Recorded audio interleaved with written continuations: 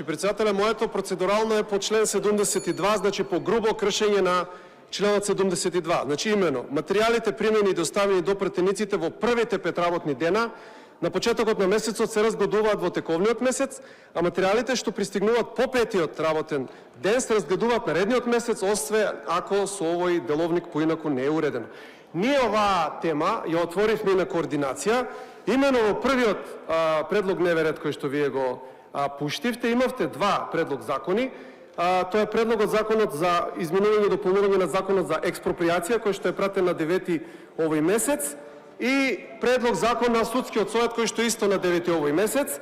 Вие дадовте некое образложение на координацијата, кој што јас апсолутно го ценам како недоволно, да истиот ден, вчера, некаде околу 16 часот, ние добиваме СМС со известување на дополнување на оваа седница со дури 7 закони, кои што сите се после 5-тиот работен ден. Значи, дел се на 11 пуштени овој месец, дел се на 12. Единствено, за 4-тиот предлог закон, тоа е предлог закон, предлог на одлука за изменување на одлуката за одобрување и продолжување на рокот на постоење на кризна состојба и така натаму на дел од територијата на Република Македонија.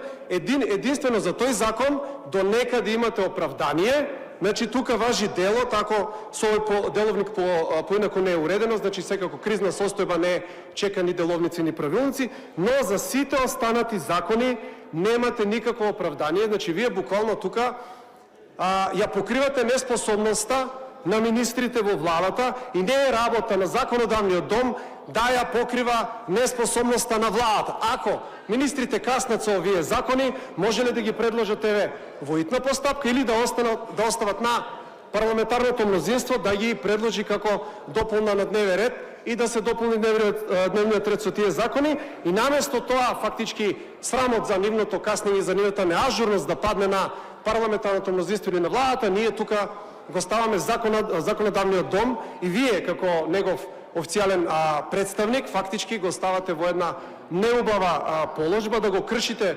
деловникот само за да ги покриете. Јас сакам, председателе, да ве потсетам дека деловникот на Собранието на Република Македонија е акт со тежина на закон. Значи, вие кршите закон само и само да покриете една неспособност и неажурност на владата, така да ја ве замолувам убаво да ми кажете кој е оправданието, значи дали има друг член во деловникот кој што оправдува да дури имаме 8, 9, 10 закони ставени кои што го кршат член 72. Не благодарам.